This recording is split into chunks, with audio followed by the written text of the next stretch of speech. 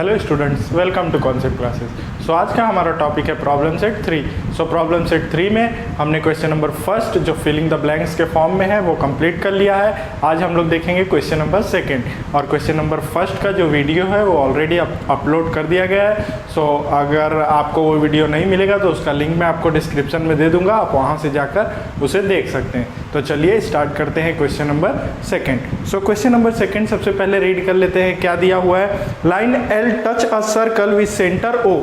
Line L है वो क्या करती है, एक सर्कल को टच करती है जिसका सेंटर क्या है, ओ है, एट पॉइंट पी। और कहाँ पर टच करती है, पॉइंट पी पर टच करती है। If radius of a circle is 9 centimetre. So radius of a circle क्या है आपका, 9 सेंटीमीटर, मतलब ये रेडियस ही है, ओपी रेडियस ही है, तो ये 9 सेंटीमीटर। ओके, नाउ आपको क्या बोल रहा है, find the answer of the following. So आपको 3 क्वेश्चन दिए हैं, वो तीनों क्वेश्चन के आंसर फाइंड करने। तो फर्स्ट वाला क्या दिया है, what is the distance of OP and Y. ठीक है, तो चलिए सबसे पहला कर लेते हैं, ओपी कितना डिस्टेंस है। तो यहाँ पे लिखता हूँ question number first solution. So solution में आप क्या लिखेंगे, line L touch a circle eight point P. Okay, line L touch a circle at point P so as point P lies on the circle। ठीक है, इतना हो गया। अब हमें रेडियस दिया हुआ है, रेडियस कितना दिया हुआ है, रेडियस दिया हुआ है हमें 9 centimetre. So distance of OP बोला है, तो ओपी भी तो रेडियस ही है, तो वो भी कितना हो जाएगा, 9 सेंटीमीटर। सो बस इस तरह से आपको फर्स्ट क्वेश्चन करना था। चलिए अब सेकंड क्वेश्चन देख लेते हैं। तो रीड कर लेते हैं सेकंड क्वेश्चन क्या दिया हुआ है। If distance of O Q is 8 centimetre, तो लिख लेते हैं distance of O Q, distance of O Q is 8 centimetre. Okay, now और क्या बोला है, where does the point Q lies. तो बोल रहा है कि पॉइंट क्यू जो है वो कहाँ पर लाइज करता है, इनसाइड द सर्कल लाइज करता है या आउटसाइड द सर्कल लाइज करता है, ये बताना है। तो आप अगर देखेंगे तो ये क्या है हमारा, ये रेडियस है, और रेडियस हमारा क्या हो रहा है, 9 सेंटीमीटर है। इट मीन्स अगर 8 सेंटीमीटर होगा तो वो पॉइंट यहीं तक आएगा। सपोज ये मैं रेडियस ड्रॉ करता हूँ, यहाँ से यहाँ तक का 9 सेंटीमीटर है, तो अगर मुझे 1 सेंटीमीटर कम करना है तो वो सर्कल के अंदर ही आएगा। ठीक है, तो इसका मतलब ओ क्यू में क्यू पॉइंट कहाँ आएगा, सर्कल के अंदर आएगा। ठीक है, तो आप लिखिए distance of O Q is less than radius of, is less than radius of circle. Therefore point Q in a interior of circle। सो बस इस तरह से आपको क्वेश्चन नंबर सेकंड करना था। चलिए अब देख लेते हैं क्वेश्चन नंबर। सो अभी क्वेश्चन नंबर थर्ड रीड कर लेते हैं क्या दिया हुआ है। If distance of P Q, so यहाँ पर आपका मिस्टेक दिया, यहाँ पर आएगा डिस्टेंस ऑफ ओ आर।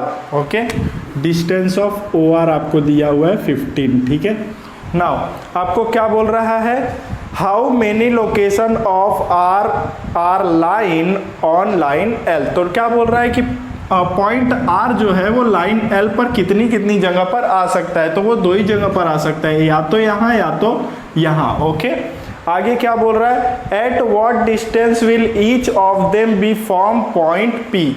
तो बोल रहा है अगर यहाँ से आएगा तो पी के बीच, पी तक का डिस्टेंस कितना है, और यहाँ से आएगा तो पी तक का डिस्टेंस कितना है। तो मैं आर यहाँ पर ले लेता हूँ। ठीक है, सो अभी मेरे को ओ आर दिया हुआ है 15। ठीक है, और यहाँ से यहाँ तक का डिस्टेंस हमें पूछा है, तो सबसे पहले मैं क्या करूँगा, ये 90 प्रूव कर दूंगा, क्योंकि OP जो है वो परपेंडिकुलर होगा किसके ऊपर, टेंजेंट के ऊपर, टेंजेंट थ्योरम से। तो अगर वो परपेंडिकुलर होगा तो 90 होगा। ठीक है, उसके बाद अगला मुझे ये भी लिखना पड़ेगा कि पॉइंट R का 2 लोकेशन है। ठीक है, सो यहाँ पर लिखिए point R have 2 location.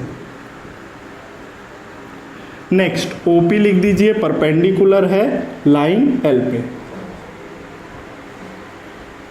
Tangent theorem से। ठीक है, अब OP अगर परपेंडिकुलर हो गया लाइन L पे तो ये 90 डिग्री होगा, और ये 90 डिग्री हो गया तो पाइथागोरस थ्योरम अप्लाई कर सकते हैं। अप्लाई कीजिए Pythagoras theorem. So in triangle OPR angle P is 90 degree. अब यहाँ पर क्या लिखिए, बाय पाइथागोरस थ्योरम, ठीक है। सो ये हाइपोटेनियस होगा OR square is equal to OP square plus RP square. OR हमारा कितना है 15, OP कितना है हमारा 9 प्लस RP। सो 15 का स्क्वायर कितना हो जाएगा 225, 81 प्लस RP। नाउ 81 इस साइड आएगा, 225 minus 81 equal to RP square. So अभी 5 माइनस 1 4, नाउ 12 माइनस 8 4 एंड यहाँ पे 1 equal to RP square. Okay, now अभी RP क्या हो जाएगा आपका √144, ठीक है। सो RP कितना आ जाएगा आपका 12। सो बस इस तरह से आपको R से P तक का डिस्टेंस फाइंड करना था। तो बस इसी तरह से हमें क्वेश्चन नंबर फर्स्ट करना था। चलिए अब देखते हैं क्वेश्चन नंबर सेकेंड। चलिए अब क्वेश्चन नंबर थर्ड रीड कर लेते हैं। सो क्या दिया हुआ है question number third, in figure 3.83 इस फिगर में M is a centre of circle. So M क्या है आपका centre of circle. Then segment KL is a tangent, आपका KL क्या है टेंजेंट है। देन आपको क्या बोल रहा है फर्स्ट में, इफ MK इज 12, आपको MK दिया हुआ है कितना 12, ठीक है। देन क्या बोल रहा है आपको KL इज 6√3, KL इज 6√3।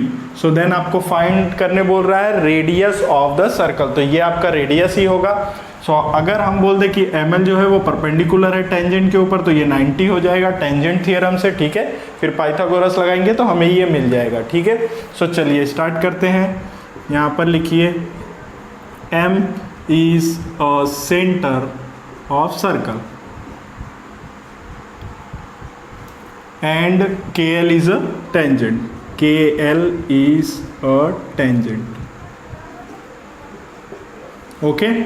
अब यहाँ पर लिख दीजिए ML is perpendicular to KL, ML is perpendicular to KL, कैसे, by tangent theorem, ठीक है। अगर ये टेंजेंट थ्योरम है तो आपका एंगल L कितना हो जाएगा 90 degree. So in triangle MLK, इसको सीधा लिख लेते हैं हम, in triangle MLK, in triangle MLK angle L is 90 degree, ठीक है। एंगल L अगर 90 डिग्री हो गया तो हम पाइथागोरस अप्लाई कर सकते हैं। तो लिखिए यहाँ पे बाय पाइथागोरस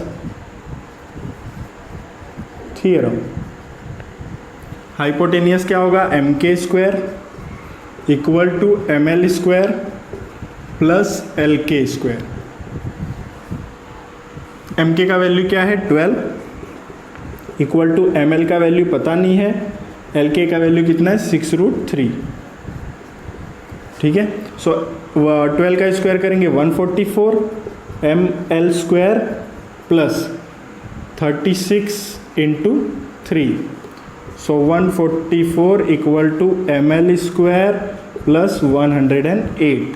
अब ये इधर आएगा, so 144 minus 108 equal to ML square.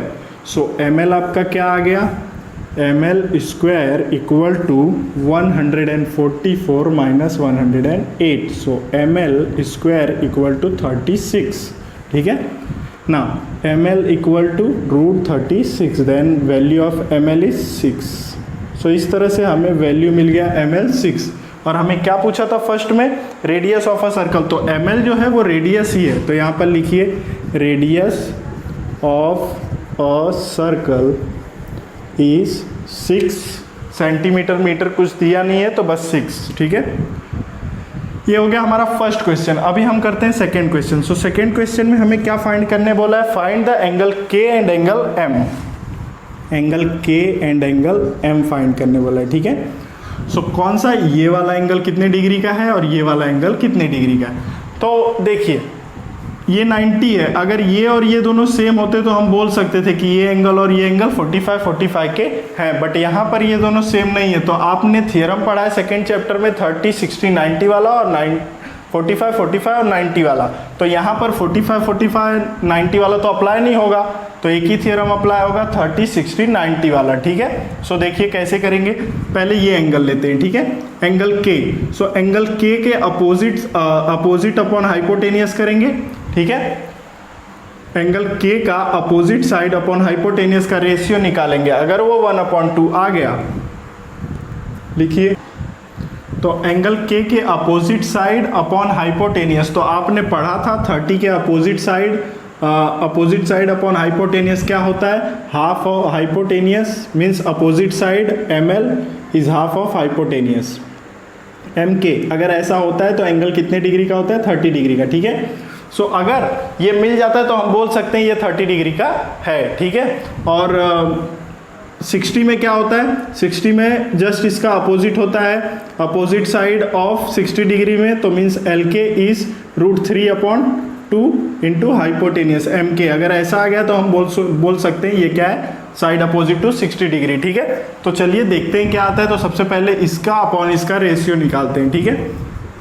So ml upon MK, ml कितना है, ml आपको दिया हुआ है 6 और mk कितना दिया हुआ है 12। सो 6 2 जा 12 आ गया आपका 1/2। So ml is equal to 1/2 mk, ठीक है। सो अभी देखिए आपका अपोजिट साइड हाफ ऑफ किसके आ गया, हाइपोटेनियस क्या आ गया, ये देखिए यही आ गया। तो हम लिख सकते हैं कि जो एंगल k है वो कितना है, 30 डिग्री है। तो यहाँ पर लिखते हैं हम, इसे रफ कर देता हूँ मैं। सो डायरेक्टली हम लिख सकते हैं angle k is equal to 30 degree, 30 degree. और यहां पर रीजन क्या आएगा,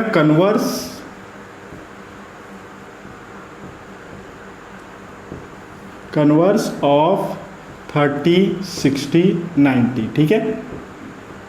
अब उसी तरह से हमें क्या करना है, m का भी निकालना है। सो m का अपोजिट साइड क्या है, LK, एंगल m का निकालना है, ठीक है। सो m का अपोजिट साइड क्या है, LK अपॉन हाइपोटेनियस, हाइपोटेनियस क्या है, MK। सो LK कितना है, 6√3/12, 6 2 जा 12। तो ये भी आ गया LK अपॉन MK √3/2, ठीक है। सो √3/2 आ गया। तो LK is equal to √3/2 MK। So देखिए LK opposite side of 60 degree is √3/2 hypotenuse. तो यहाँ पर भी आप लिख सकते हैं कि एंगल M कितना है, 60 डिग्री। यहाँ पर रीजन सेम आएगा, कन्वर्स ऑफ 30, 60, 90, ठीक है। सो बस इस तरह से आपको क्वेश्चन नंबर 3 के दोनों क्वेश्चन सॉल्व करने थे। चलिए अब देखते हैं क्वेश्चन नंबर 4। चलिए अब रीड कर लेते हैं क्वेश्चन नंबर 4। तो क्या दिया हुआ है question number 4, O is a centre of circle. O जो है आपके इस सर्कल का सेंटर है। Then segment AB and AC are tangent segment, AB और AC जो है वो टेंजेंट है। देन उसके बाद बोल रहे हैं radius of a circle is R and AB is R। आपको AB R दिया है, अगर ये R है तो ये भी R होगा, क्योंकि सेम सर्कल के टेंजेंट जो होते हैं वो क्या होते हैं, इक्वल होते हैं। देन आपको क्या बोल रहा है, proof that ABOC is square, ABOC। अभी यहाँ से आपको क्या करना पड़ेगा, ऐसे इसको ज्वाइन कर देना पड़ेगा, देन यहाँ से भी ज्वाइन कर देना पड़ेगा, ठीक है। अभी बोल रहा है कि इसे प्रूफ कीजिए। ये थोड़ा डायग्राम आपका ठीक तरीके से नहीं बनाई, ये थोड़ा और आगे आता तो ये स्क्वायर की शेप में दिखता। तो वो क्या बोल रहा है कि आप ABOC को क्या कीजिए, स्क्वायर प्रूफ कीजिए। आपके स्क्रीन पे वो डायग्राम डिस्प्ले हो रहा होगा जो एक्चुअल डायग्राम है, ठीक है। तो अभी आप देखेंगे तो ये और ये दोनों R R है, मीन्स ये दोनों तो इक्वल ही है। तो आपको स्क्वायर की प्रॉपर्टी पता होगी, उसकी चारों साइड क्या होती है, इक्वल होती है, एंड चारों एंगल क्या होते हैं, 90 डिग्री के होते हैं। तो हमें क्या करना है, इन सभी की चारों साइड्स को इक्वल दिखाना है, चारों एंगल्स को 90 दिखाना है, ठीक है। तो अगर ये आर है तो ये भी आर होगा, ठीक है। देन यहाँ पे आपको रेडियस भी बोला है, रेडियस आपको क्या दिया है, radius of a circle is are.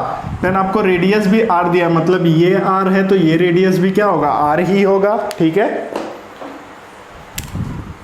दोनों रेडियस आपका आर हो गया। तो इसी तरह से आपको दिख गया ये दोनों, ये चारों क्या हो गए, एक दूसरे के इक्वल हो गए। इसका मतलब साइड तो इक्वल हो गई, अब एंगल इक्वल करना है, ठीक है। सो पहला तो देखिए ये टेंजेंट है और ये इसके ऊपर अगर हम परपेंडिकुलर बोल देते हैं तो ये 90 डिग्री हो जाएगा, ठीक है। उसी तरह से ये भी इसके ऊपर परपेंडिकुलर हो जाएगा तो ये भी 90 डिग्री हो जाएगा। बचा कौन सा एंगल, एक ये एंगल और एक ये एंगल, ठीक है। अब ये दोनों को 90 बनाना है तो वो हम देखते हैं कि कैसे बनेगा, ठीक है। तो सबसे पहले आप क्या लिखेंगे सॉल्यूशन में, एक्चुअली ये हमें प्रूफ करना है तो हम यहाँ पर लिखते हैं प्रूफ।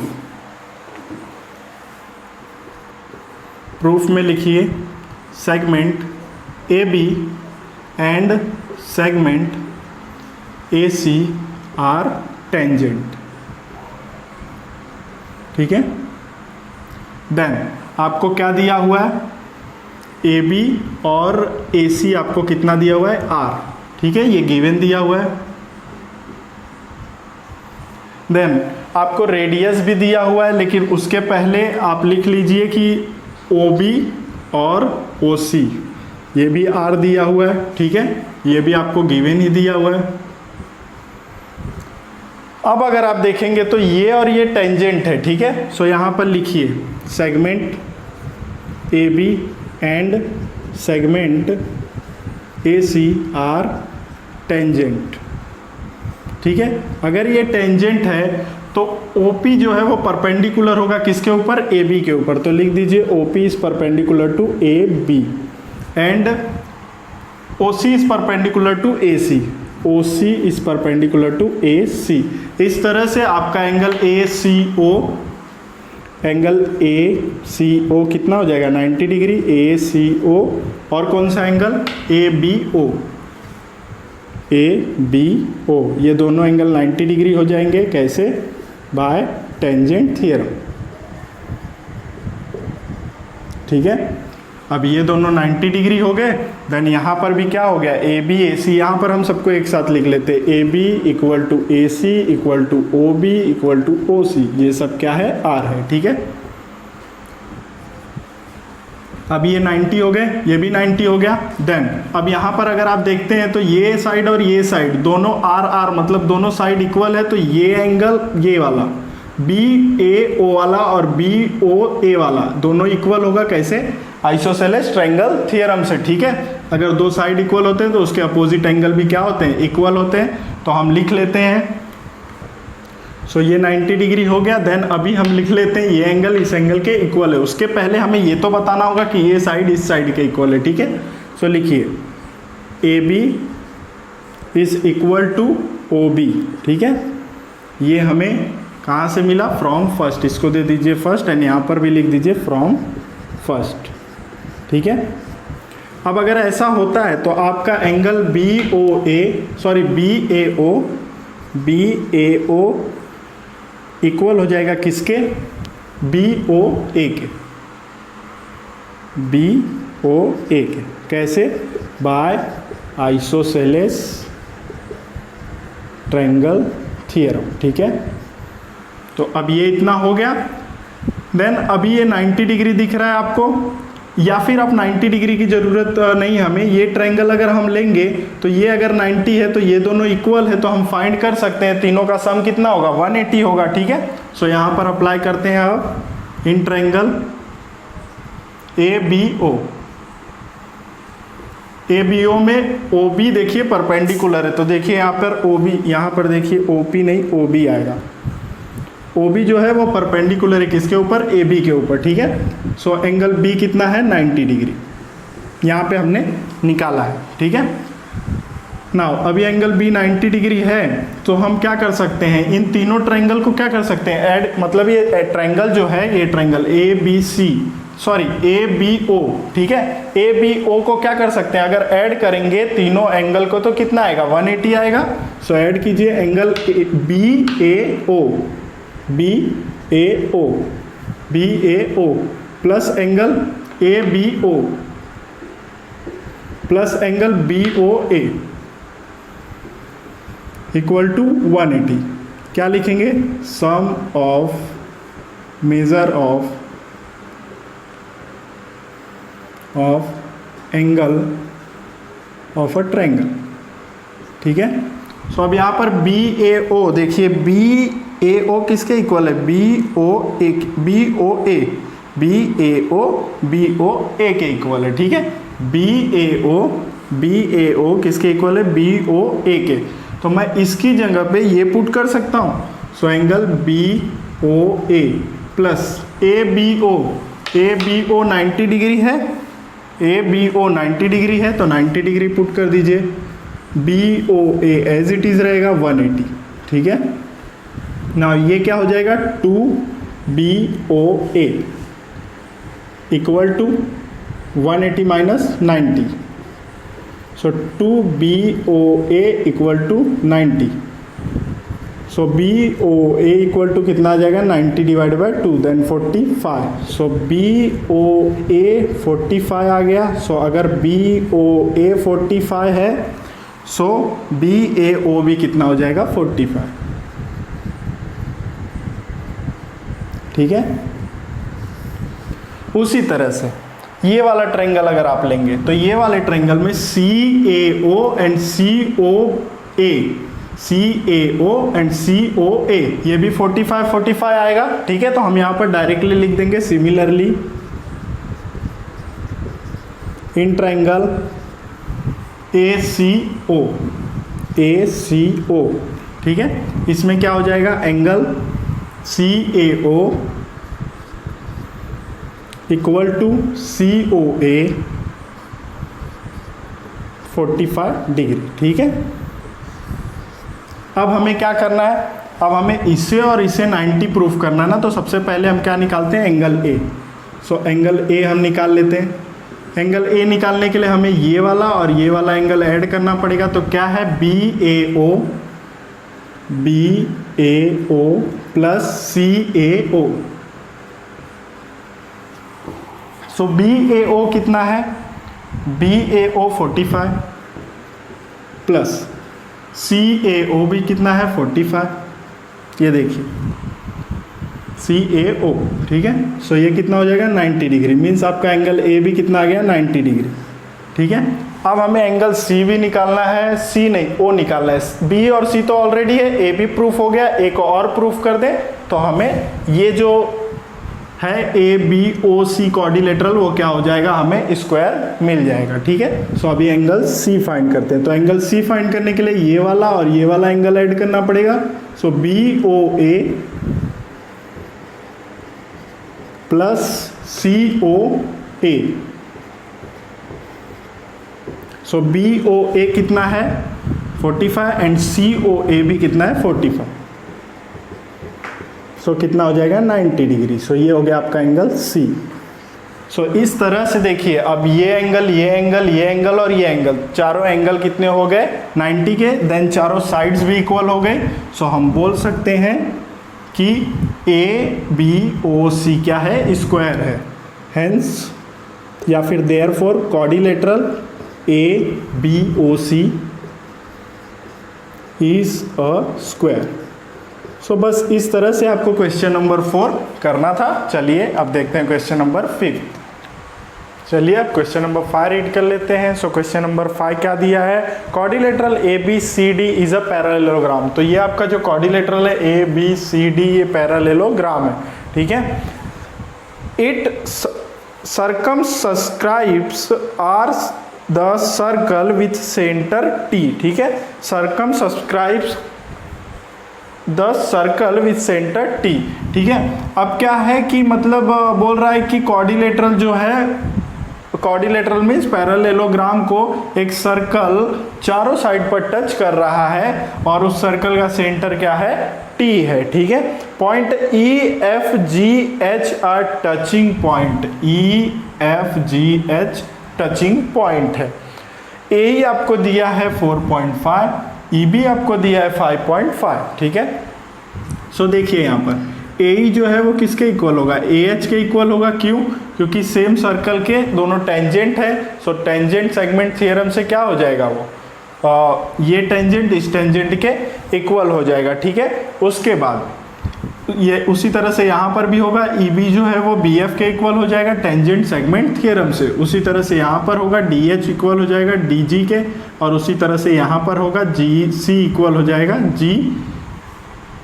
जी एफ सी इक्वल हो जाएगा जी सी के, ठीक है। सो चलिए स्टार्ट कर देते हैं सॉल्यूशन। और हमें फाइंड क्या करना है, हमें फाइंड करना है ए डी, आपके बुक में दिया है ए डी, ठीक है, ये फाइंड करना है। सो चलिए सबसे पहले हम लिखेंगे कि ए ई जो है वो इक्वल है किसके, ए एच के, और वो दोनों कितना हो जाएगा 4.5। उसी तरह से बी ई जो है वो इक्वल है किसके, बी एफ के, वो कितना हो जाएगा 5.5। उसी तरह से एच डी इक्वल है डी जी के, तो इसको हम सपोज कर लेंगे एच डी इक्वल है डी जी के, और दोनों क्या है एक्स। उसके बाद जी एफ एफ सी इक्वल है जी सी के, इसको सपोज कर लेंगे वाई। और ये सारे के सारे क्या हैं, ये सारे के सारे कैसे इक्वल हो रहे हैं, टेंजेंट सेगमेंट थ्योरम से, ठीक है। अब आपको पता है कि ये पैरेललोग्राम है, दिया हुआ है, तो आप लिख लीजिए यहाँ पर quadrilateral A B C D is a parallelogram. ये सिंबल होता है पैरेललोग्राम का, ठीक है।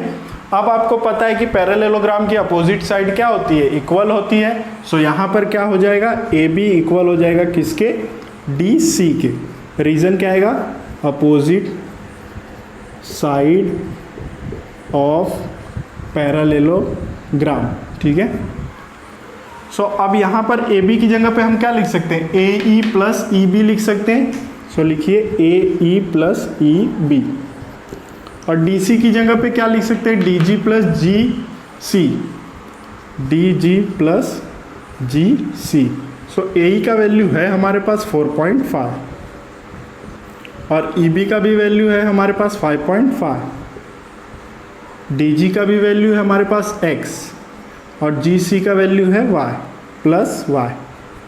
सो क्या हो जाएगा आपका ये 10 equal to X plus Y. So इसको सीधा करके लिखेंगे x plus Y equal to 10। ये हो गया फर्स्ट इक्वेशन, ठीक है। अब सेकेंड इक्वेशन देखते हैं।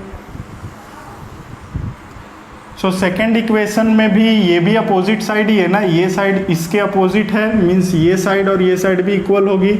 सो आप लिख लीजिए ए डी इक्वल हो जाएगा बी सी के। यहाँ पर भी रीजन आएगा अपोजिट साइड ऑफ पैरेललोग्राम, ठीक है। सो अभी ए डी की जगह क्या लिख सकते हैं, A H plus H D, A H plus H D equal to B F plus F C. अभी ए एच का वैल्यू है हमारे पास 4.5, एच डी का भी वैल्यू है हमारे पास x, ठीक है। देन हमारे पास बी एफ का वैल्यू है 5.5,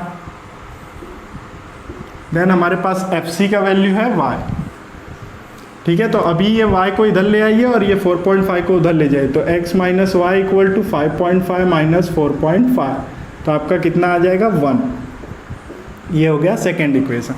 अब फर्स्ट और सेकेंड इक्वेशन को अगर आप देखेंगे तो आपको क्या मिल रहा है, तो ये दोनों देखिए साइमल्टेनियसली इक्वेशन आपने सॉल्व किया है अलजेब्रा में चैप्टर नंबर फर्स्ट, उसी तरह से करना है। सो यहाँ पर ऐड कर दीजिए इक्वेशन फर्स्ट एंड सेकेंड को। सो क्या हो जाएगा, first x plus Y equal to 10, x minus y equal to 1। So ये कैंसिल हो जाएगा, 2x equal to 11। So x equal to 11 upon 2, then क्या आ जाएगा 5.5। सो x का वैल्यू कितना आ गया 5.5। अब इसका वैल्यू पुट कर दीजिए किसी एक इक्वेशन में, तो y का वैल्यू मिल जाएगा। So put x equal to 5.5 in equation first. So x plus Y equal to 10। So x का वैल्यू पुट कीजिए 5.5 plus Y equal to 10। So y equal to 10 minus 5.5। So minus कीजिए, so y equal to क्या आ जाएगा 4.5। ठीक है। सो अभी देखिए हमने किसे x लिया था और किसे y लिया था। ये तो 4.5 था, ये भी 4.5 हो गया, और ये 5.5 था, ये भी 5.5 हो गया। DH को हमने लिया था और DG को x, तो x का वैल्यू क्या आया है 5.5, तो ये भी 5.5, ये भी 5.5, और इसे y लिया था तो ये भी 4.5, ये भी 4.5। अभी आपको क्या निकालना है, AD निकालना है। ठीक है। सो AD में AHD कोलिनियर है। ठीक है। सो यहाँ पर लिख दीजिए पहले आपका जो भी वैल्यू आया है, जैसे HD और DG का वैल्यू कितना आ गया है 5.5। उसी तरह से FC और GC का वैल्यू कितना आ गया 4.5। अब हमें AD निकालना है। सो AD इज इक्वल टू क्या हो जाएगा AH plus HD, AH plus HD, और ये क्या है कोलिनियर है AHD, तो लिख दीजिए यहाँ पर AHD क्या हो गया कोलिनियर हो गया। ठीक है। अब वैल्यू पुट कर दीजिए। सो AH का वैल्यू कितना है 4.5 और HD का वैल्यू कितना है 5.5। सो आपका AD का वैल्यू कितना आ गया 10। सो बस इस तरह से आपको क्या करना था, क्वेश्चन नंबर 5 करना था। चलिए अब देखते हैं अपना नेक्स्ट क्वेश्चन।